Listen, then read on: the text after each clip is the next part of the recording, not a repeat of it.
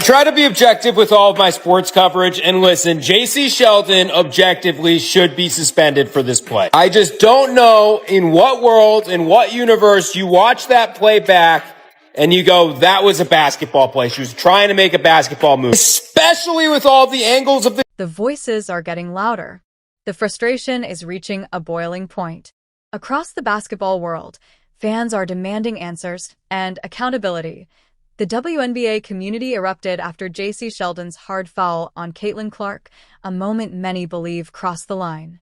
To fans, this wasn't just another play. It was a dangerous incident involving the league's biggest star, one that could have seriously altered her career. And was clearly targeting Caitlin Clark most of this game, and that is, that comes from a function of, she guarded her in one-on-one situations a lot up the court, and then rolled into a lot of doubles in the half court, but there was talking and chirping all game, and for me, it was punctuated by Caitlin Clark's final play before she came out of the game, where she stares Jacy Sheldon down, essentially demonstrates, she's like, if you poke me in my eye, I will shoot it in yours. And she crosses her, finds the favorite spot, free throw line extended from the logo area, big fuck you 3 to Jacy Sheldon, yells at the Connecticut bench, yells at the crowd. Her and Jacy Sheldon come back together. Caitlin fires up the audience, basically tells Jacy Sheldon, you are a bum. Fans are getting more and more angry, and the frustration is reaching a breaking point. People all over social media and sports forums are demanding that the WNBA take action after Jacy Sheldon's dangerous hit on Caitlin Clark. Many fans believe the league failed to protect its biggest star, and now they want Sheldon to face a heavy fine. The message from fans is clear. If the WNBA won't stop this kind of behavior with better officiating, then the punishment should be so serious that no one thinks about targeting Clark again. Every time Caitlin Clark takes the court, her opponents act like they've been booked for a main event brawl. The WNBA is doing nothing about it. Opponents aren't playing ball. They're strategically ambushing her. They're trying to injure her. Opponents bring chaos. She brings composure. And what Sophie did last night is completely valid. The WNBA has to do something about this. During what should have been a normal Tuesday night game between the Indiana Fever and the Connecticut Sun, fans saw another example of Caitlin Clark being treated unfairly while the WNBA appeared to do nothing about it. This time, the hit was so obvious and dangerous that even casual viewers could clearly see it was intentional, making the situation hard to ignore. Jacy Sheldon. There is a legitimate hatred there. If you guys have heard, this Ohio State team, this 2023 Ohio State team, hated that Iowa team. And this is Jacy Sheldon, who was Caitlin Clark's direct matchup in these games. Like I tweeted out, forget Angel, forget Dejanay. This is Caitlin Clark's one true rival. Sheldon poked Caitlin Clark in the eye during a defensive play, an action that could have seriously injured one of the WNBA's most important players.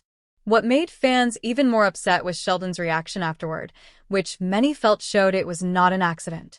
People quickly said this didn't look like a normal basketball play, but a deliberate move against the player who has brought the most attention and new fans to the league. Funny thing about that whole Caitlin and Jacy situation last night is it's like on a if you know thing. These two have been running a friendly fade on the court for like the last 4 years. They played in college, had great battles, so I'm not surprised last night. If you're enjoying this, please subscribe. What happened next was just as troubling. After poking Caitlin Clark in the eye, Sheldon stayed aggressive by grabbing Clark's arm and digging her nails into her skin, another foul the referees did not call. Then, while Clark was still reacting to the eye injury, Marina Mabrey added to it by pushing her from behind and knocking her to the floor. Oh, you know what? I'm just going to be me. I don't go in there trying to predetermine anything. I'm dialed in. I need to focus on hitting my shots, making sure I'm executing the schemes right. I'm not focused on the extracurricular activities. And you know what? During that, it was just part of the game. I think the refs had a lot to do with that. It was a build up for a couple of years now of them just not protecting, the star player of the WNBA. And so at the end of the day, I'm going to protect my teammates. That's what I do. And I'm a team player. So it's all good. The fallout from Sheldon's attack on Caitlin Clark was immediate and intense. Within hours, social media erupted with outrage as fans demanded serious consequences, from massive fines to season-long suspensions. The hashtag #Jacy Sheldon began trending across platforms, with Clark supporters flooding Sheldon's Instagram with scathing criticism. Comments ranged from calling her unprofessional and bitter to questioning whether she even belongs in a professional league. This incident has brought years of frustration to a boiling point, showing just how protective fans are of the WNBA's brightest star.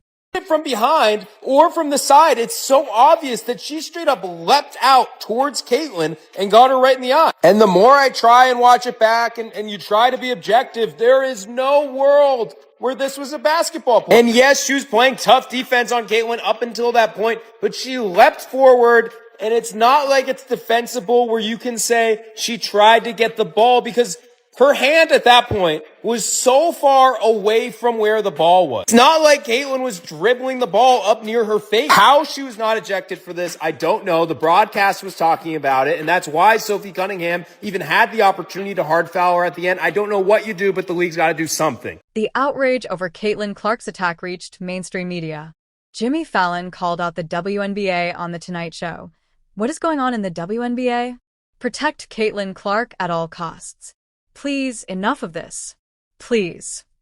Even Dave Portnoy from Barstool Sports chimed in, labeling the attackers jealous loser punks and suggesting they play in a league where no one cares. When figures like Fallon and Portnoy publicly criticize the league, it's clear the issue has gone far beyond basketball, shining a harsh light on the WNBA's failure to protect its brightest star. We'd stop the fighting. He thought they meant the WNBA. What is going on? Protect Caitlyn Clark at all costs, please. Enough of this. Please. To understand why fans are demanding such severe punishment for Sheldon, you have to grasp the astronomical value Caitlyn Clark brings to the WNBA. The numbers are staggering. According to Dr. Ryan Brewer, an associate professor of finance at Indiana University Columbus, Clark was responsible for 26.5% of all WNBA economic activity during her rookie season alone. That's more than a quarter of the entire league's financial success, while she was earning just $76,535 in her first year. Brewer's projections for 2025 are even more eye-popping.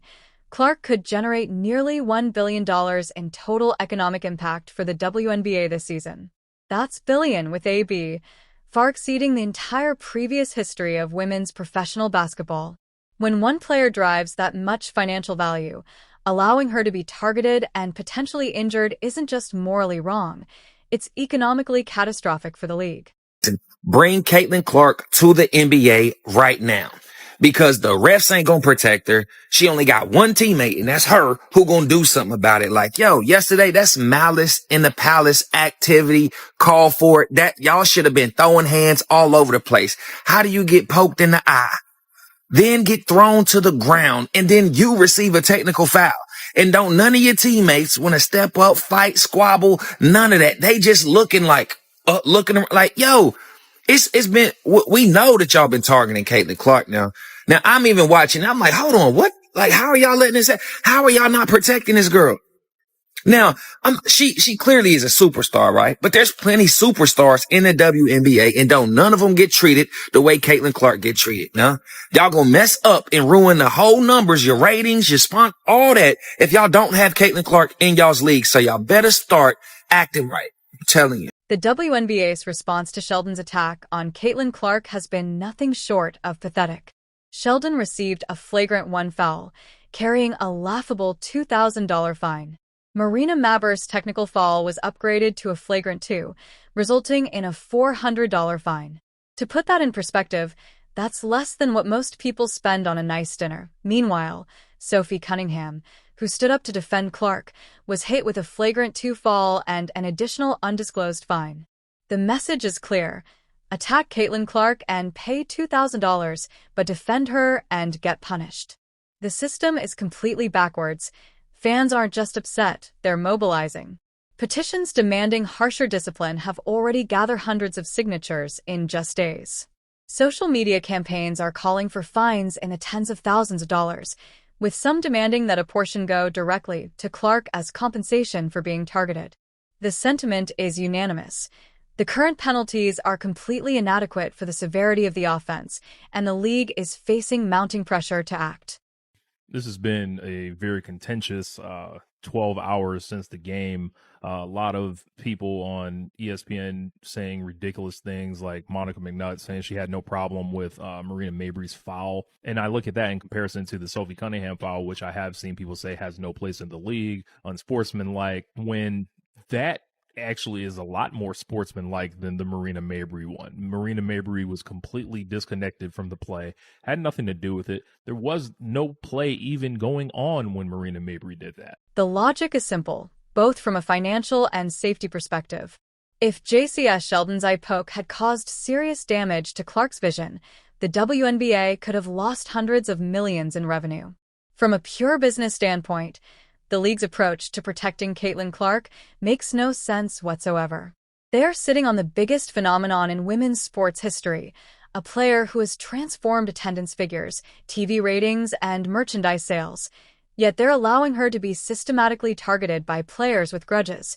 When teams can't sell tickets without her, when television ratings triple when she plays, and when entire cities reorganize venues to accommodate the crowds she draws. The smart business move is obvious. Protect her through severe financial penalties for anyone who targets her. Consider this. The Indiana Fever's franchise valuation jumped from $90 million to $340 million in just 1 year, almost entirely due to Clark's arrival, a $250 million increase attributable to a single player.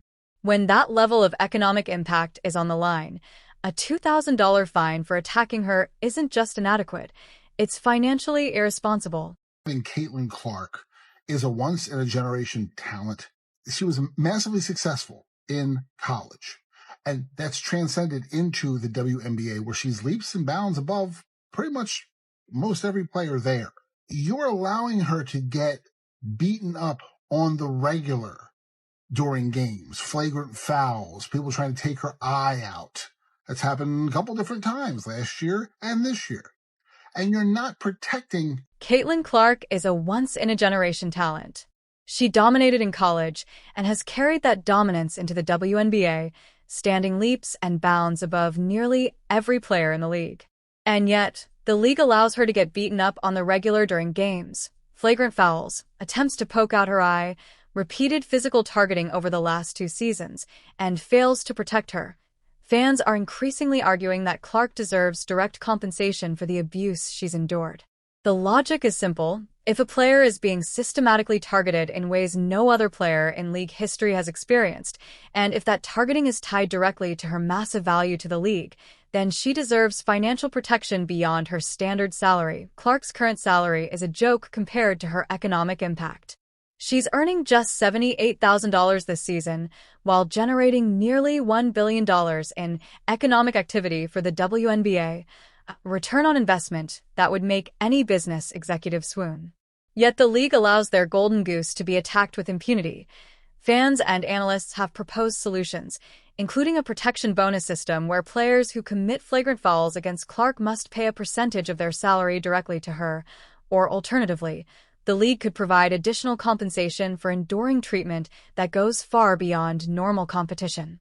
Given Clark's unprecedented impact on the WNBA's financial success, creating a protection and compensation system specifically for her would be both fair and financially prudent. One could argue she is an A-level star, and they don't even have B and C-level stars. From A, it drops to D. She is the entire league. And they allow things like this to happen last night against the Connecticut Sun. Watch when Caitlin Clark is trying to create some space. It looked like she just got hit in the eye there. And Marina Mabrey, I missed that one, Edona. Oh, I missed that one too. Like, it wasn't just a hard foul accident. Like, there's nothing Caitlin Clark has done in response at this point. So what's the point in bowing up into her face? And immediately, I don't think Caitlin's even extended her arm to push her away. Maybe the coaching is, hey, if you're physical with Caitlin Clark, it's one of the only ways to stop her. Yes. So, like, they're all encouraged to be really physically aggressive. But it's hard not to look at this and think there's animus towards her. You got to protect Caitlin Clark. She is the WNBA. If the WNBA were serious about protecting its billion-dollar investment, the current fine structure would look completely different. Instead of $200 pocket change fines, meaningful penalties would involve significant percentages of annual salaries. A real deterrent would see players like Sheldon face a minimum of $25,000 for deliberately targeting Clark's eyes or other vulnerable areas. To put this in perspective, that's roughly 10% of a typical WNBA salary, a consequence that would actually make players think twice before attempting similar attacks. For repeat offenders or particularly egregious incidents, fans are calling for fines of $50,000 or more, along with automatic multi-game suspensions. The message must be clear. If you want to play in the WNBA, you respect and protect the player who made the league financially viable. Many supporters even demand that a portion of these fines be paid directly to Clark, both to punish the aggressors and to compensate her for unprecedented targeting. Caitlin Clark is non-disrespectable. That's not even a word, but I'm going to just use it for the point of my video. You cannot disrespect the nucleus of women's basketball and act like it's not going to be a problem, man. Oh, Caitlin Clark could do this, but other people can't. You goddamn right. Because she's the center of women's basketball. We've said this a million times. Clark changed the game. She is the nucleus, the center, the black hole. Everything revolves around Clark with women's basketball, man, because of her Part of the fan outrage stems from the consistent failure of WNBA referees to protect Clark during games. Time and again, obvious falls are ignored, flagrant attacks are downgraded, and Clark herself is penalized for defending herself. Fans argue that if referees won't enforce the rules in real time, the league must impose post-game punishments severe enough to compensate for the lack of in-game protection. When Clark is poked in the eyes, grabbed, scratched, or shoved without proper consequences, the league must step in with financial penalties that actually matter. The current system rewards aggression toward Clark while punishing those who defend her, creating a backwards incentive structure. Attacking the league's biggest star becomes acceptable, while protecting her risks fines and ejections, a reality that fans find utterly unacceptable. Caitlin Clark is the golden goose. Every game she is dropping golden eggs, and they are trying to strangle the golden goose to death. There's jealousy, there is hate. Everyone in the league seems to hate the fact that Caitlin Clark is making the league relevant. If I were advising Caitlin Clark, I would say start your own pro basketball league for women. I don't know why she benefits from the WNBA at all. She could go out, she is the draw for women's basketball, and set up her own league. She might even be able to own the majority of the league. She could probably become a billionaire. Set it up with far fewer teams. You play far fewer games. Heck, they did it with Live Golf. I think the audience would follow Caitlin Clark wherever she goes. The WNBA's failure to protect Caitlin Clark endangers her career. Allowing unchecked aggression against her only escalates targeting and risks serious injury. Fans, unlike the league, recognize Clark's immense value and the loyalty she inspires. If the WNBA continues to undermine its biggest star, international leagues, especially in Europe, could offer her better protection, respect, and compensation, potentially luring her away to an environment that truly values her. The solution is straightforward, but it requires the WNBA to acknowledge the reality. Caitlin Clark is not just another player. She is the economic engine that drives the entire league. Protecting her isn't just morally right. It's a business necessity that should override all other considerations. Jacy Sheldon's attack on Clark should result in a minimum fine of $25,000, with a significant portion paid directly to Clark as compensation. This would send a clear message that targeting the league's biggest star carries severe financial consequences. Additionally, Sheldon should face a multi-game suspension to reinforce that such behavior will not be tolerated. The WNBA must implement stricter penalties for flagrant fouls against Clark and acknowledge her economic importance. Referees who fail to protect her during games should be replaced, ensuring the league safeguards the player who has become its most valuable asset.